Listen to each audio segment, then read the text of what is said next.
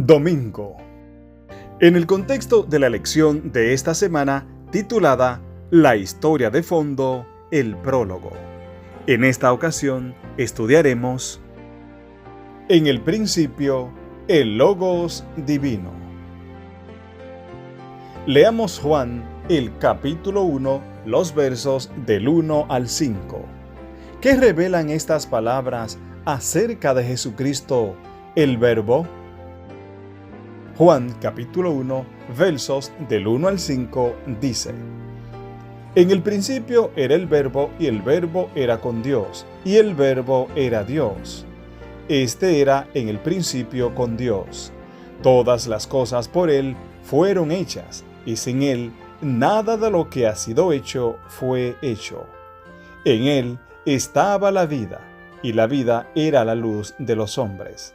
La luz en las tinieblas resplandece, y las tinieblas no prevalecieron contra ella. El Evangelio de Juan comienza con este asombroso pensamiento: en el principio existía el Verbo, y el Verbo estaba con Dios, y el Verbo era Dios. Esta hermosa frase encierra una profundidad de pensamiento que apenas podemos abarcar. En primer lugar, el evangelista alude al relato de la creación, en el principio. El Verbo ya estaba presente antes del principio del universo. Juan afirma así la existencia eterna de Jesús. A continuación, Juan declara: y el Verbo estaba con Dios. En Juan capítulo 1, verso 18, el evangelista afirma que Dios, el Hijo, estaba en el seno del Padre. Sea cual fuere el significado de estas palabras, una cosa es segura: Jesús y el Padre están íntimamente unidos. Y luego dice: y el Verbo era Dios. Pero, ¿cómo puede el Verbo estar con Dios y al mismo tiempo ser Dios?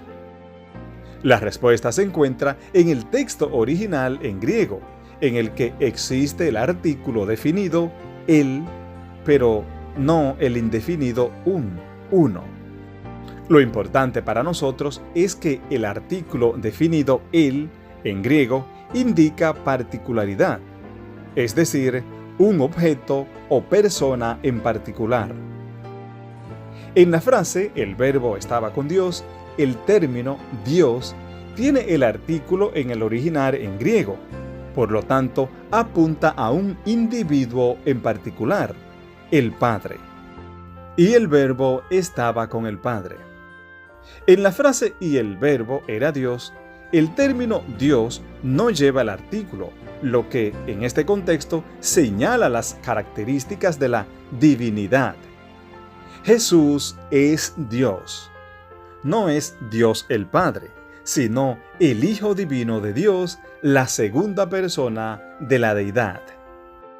El apóstol corrobora esto en Juan capítulo 1, los versos 3 y 4, donde dice que Jesús es el creador de todas las cosas.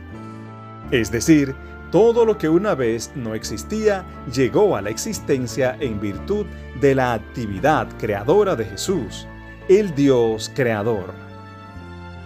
Desde los días de la eternidad, el Señor Jesucristo era uno con el Padre.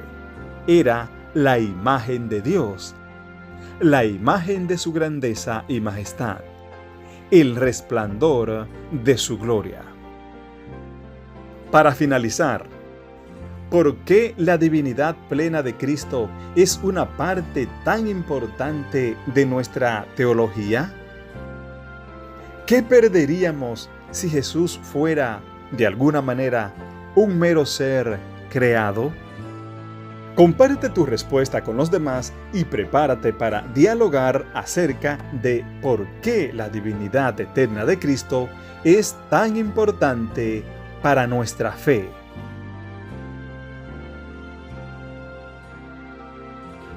Dios te bendiga.